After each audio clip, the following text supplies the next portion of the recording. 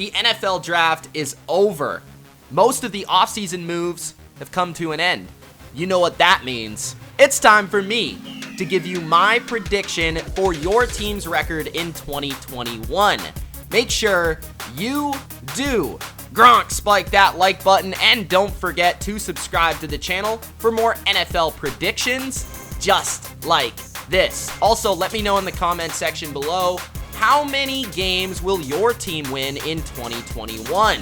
Despite the additions in New England and Miami, the Buffalo Bills are still my top dog. Simply put, because they have the best quarterback by far. That's Josh Allen. And the most explosive offense led by Stephon Diggs and Cole Beasley. Their ability to re-sign their own and maintain continuity on both sides of the football will keep them in AFC contention.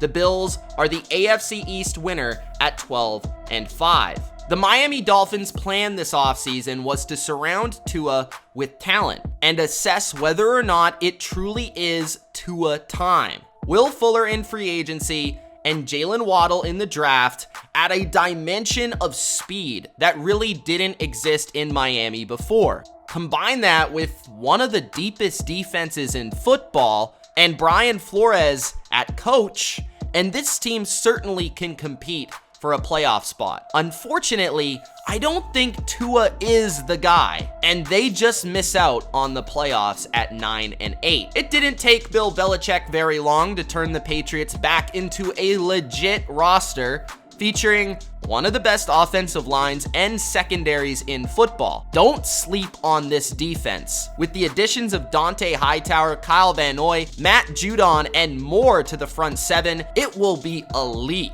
The offense will cause plenty of matchup issues with their heavy use of two tight ends, and the Patriots will make it as a wild card at 11-6. For the first time in a very long time, the New York Jets put together an actual cohesive offseason. They filled every need outside of cornerback with names like Zach Wilson, Elijah Vera Tucker, Carl Lawson, and Corey Davis. The future seems pretty bright in New York, but that doesn't mean the present is. The Jets go 4-13 in a very tough AFC East. I believe the Ravens' days as true Super Bowl contenders are probably on pause, but that doesn't mean they still can't be really good. Baltimore still has an elite coaching staff, a human magician at quarterback in Lamar Jackson, and hey, at least they got some pieces to throw the ball to. The Ravens will finish second in the AFC North at 11-6. The Bengals should be very fun to watch this season. Joe Burrow throwing to that trio of receivers, Boyd, Higgins, and now Chase? Points will be coming to Cincinnati. But I'm not sold about this defense at all, and I think they might have the worst head coach in all of football. Cincinnati will have to revamp both before they can call me a believer. 5-12. The Browns have quietly built one of the most complete rosters in all of football this offseason, transforming their secondary and replenishing their front seven. This team can legitimately win the Super Bowl this year, and it will hinge on the ability of Baker Mayfield. Can he make enough plays to put them over the top in 2021? I say he does. The Browns win 13 games in 2021. For a team in win now mode, the Steelers lost significant pieces. Mike Hilton and Steven Nelson at corner, Bud Dupree at the edge, Villanueva at left tackle, Pouncey at center. Instead of replacing them, they drafted a running back and a tight end in the draft? Okay then. The final season with Big Ben will not end in triumph. The Steelers fall to 7-10. Without Deshaun Watson, the question is, will this team even win a game? The lack of elite talent is seriously a concern. I say the Texans win a game, just one, 1-16. The Colts feel like the most average roster in football. They are good everywhere, have zero clear holes, but also have limited strengths. To me, that gives them an edge in a bad division, but it caps their ceiling. The Colts win the South at 9-8. Congratulations, Jacksonville. You finally have a franchise quarterback, and I'm happy for you. You also have Tim Tebow. I also think you have an outside shot at this division. I love the additions to the secondary. Griffin in free agency, drafting Campbell and Cisco, Marvin Jones at wide receiver, ETN at running back upgrades the skill positions. Jacksonville did not get any headlines, but this roster is much better heading into 2021. I just need to see it to believe it. I have Jacksonville at 6-11 with some upside. 2021 is the year that we will truly find out how great of a coach Mike Vrabel is. Both Dean Pease and Arthur Smith are in Atlanta. Ryan Tannehill, on the other hand, will have to do it without his OC, his wide receiver 2, and his tight end. The Titans' defense could be better this season, but I'm not sure they have enough firepower or the coaching edge any longer that they once did. The Titans go 8-9 and just miss on the playoffs. The Denver Broncos roster is absolutely loaded. There is one reason and one reason only they will not make the playoffs. Quarterback. And no, Teddy Bridgewater is not changing anything for me. This defense, coached by Vic Fangio, will be elite and keep them in games, but it will be all for nothing if they don't get anything from the signal caller. Broncos go 6-11. The Chiefs use the Super Bowl as a learning experience. The lesson? Protect Patrick Mahomes. And that's exactly what they've tried to do this offseason, signing Joe Thuney, Austin Blythe, Kyle Long, trading for Orlando Brown, and drafting Creed Humphrey. They made sure if they lose again in a big game, it won't be because they can't protect 15. The Chiefs are still the team to beat in the AFC, 14-3. The Chargers managed to solve their two biggest issues in one offseason. The coaching, by hiring Brandon Staley, I believe gives them a schematic edge defensively, and the offensive line by investing in 4 new starters, including the best center in football, Corey Linsley, and a first-round left tackle, Rashawn Slater. This team is clearly a breakout candidate. The Chargers make the playoffs at 10-7. I don't know what the Raiders just did this offseason, but I know it wasn't good. Just about all of their past investments have fallen flat, giving us the team we see today. It's crazy to say, but the Raiders are going backwards. I have them falling to 5-12 in 2021. Before we move to the NFC, make sure you sign up to Underdog Fantasy today. Best ball is my favorite way to play fantasy football. No waivers, no trades, no problem. Follow the link in the description and use the code BLV to shoot your shot at Best Ball Mania and the grand prize of $1 million. I'll see you there. Now to the NFC, kicking it off with the East. The boys have their boy back. Dak Prescott will return to the lineup in 2021, and that means the Cowboys have by far the best quarterback in this division and an offense with the potential to put up 30 points in any given week. The question is, will Dallas have a defense? I'll say yeah, I think. At least it won't be as abysmal as last season. They've added a minimum of 15 new defensive players and a new coordinator in Dan Quinn, who will bring the fundamentals and energy back to the Big D. Cowboys return to the playoffs at 9-8 as the NFC East champions. The G-Men have put their season squarely in the hands of one Danny Dimes. The weaponry is there, the coaching is there, and the defense is there. It all comes down to protection and the performance of Daniel Jones. If he can be a breakout player, I wouldn't be surprised at all if the Giants win this division. But they are a lot more of a projection than substance. The Giants improve, but just missed the playoffs at 8-9. Eagles fans need to be realistic this season. This season is all about finding whether or not Jalen Hurts is that guy. See the Devontae Smith pick. The Philadelphia front office has set themselves up with plenty of ammunition to rebuild this roster. Just don't expect anything special right now this year. That's not to say that you still don't have plenty of talent, because you do.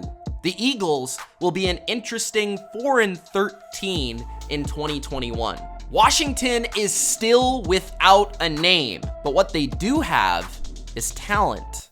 Lots of it. A top defense in the NFL that added a #1 corner in William Jackson, a linebacker in the first round. The offense added multiple picks in the mid-rounds, and Curtis Samuel as the wide receiver too. I'm not so sure that Ryan Fitzpatrick is enough to have them back in the playoffs in 2021 after it basically fell in their laps last season. As of now, I have Washington second in this division at 9-8.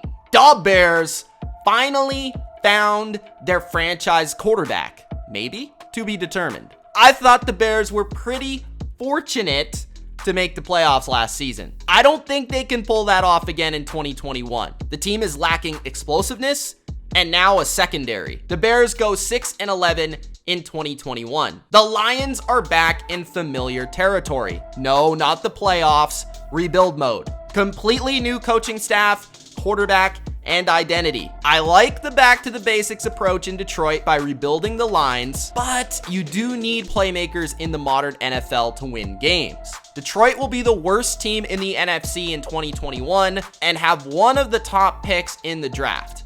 Where do I even start with the Packers? Their MVP quarterback doesn't want to play? I can honestly say I did not see that coming. And I'm going to assume that Rodgers does play, at least right now. Green Bay has plenty of talent, but did they do enough to put themselves at the top of the NFC? Green Bay wins the North as long as Rodgers shows up at 13-4. Last offseason, I told you the Vikings would take a step back before they could take a step forward. Minnesota should be back this year. Major improvement to the offensive line in the draft. Massive improvement on the defensive line, literally, with Tomlinson, Pierce, and Hunter. And don't sleep on the additions of Patrick Peterson in the secondary. The Vikings will be back in the playoffs as a double-digit win team at 11-6. All offense and no defense. That's what I see with the Atlanta Falcons in 2021.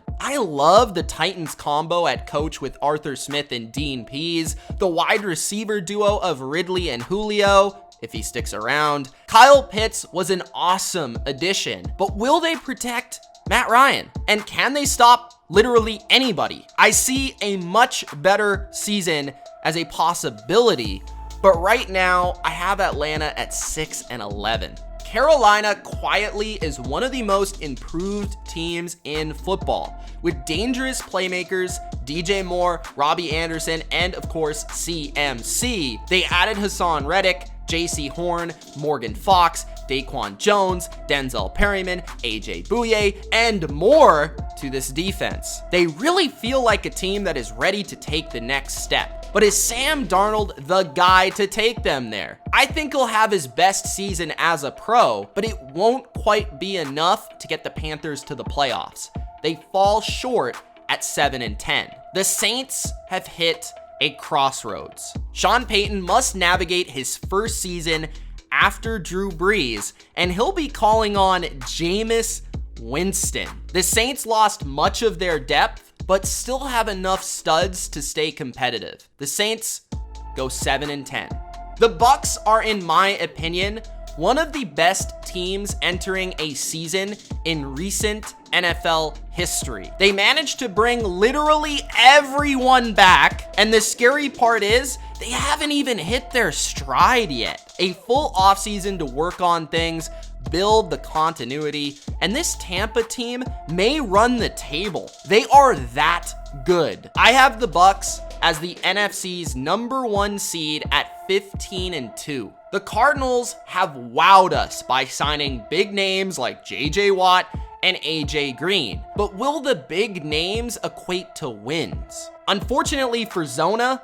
they are the weakest team in an extremely difficult division. Their improvement on the offensive line and in the front seven could make them a wild card team, but right now, I'll say they'll just miss, but they will be above 500 at 9-8. I cannot wait to see Matthew Stafford in Sean McVay's offense. The Rams could be the most exciting team in football in 2021. Their offense will be balanced and explosive, and while their defense may move off the #1 spot, it will still feature Aaron Donald and Jalen Ramsey. The Rams win the NFC West at 12-5. Trey Lance, Jimmy G, doesn't really matter to me. The 49ers are top to bottom stacked. Offense, defense, every fence. As long as they stay healthy, they will be back in the playoffs, in the thick of things, in the NFC. 12-5 as the top wild card. Not having the Hawks in the playoffs would just be downright disrespectful, but I have my concerns about the team when they get there. Are their schemes creative enough? Did they do enough to protect Russell Wilson? Did they improve their pass defense enough? I'm not really sold. But with Russell Wilson and ballers like DK Metcalf, Adams, and Wagner, the Hawks will do enough to get into the playoffs at 11-6. Those are my early NFL record predictions for every team in the NFL. If you enjoyed, don't forget to spike that like button and make sure to check out Underdog Fantasy, link in the description. Use the code BLV, and that's it. Thanks for watching. Peace.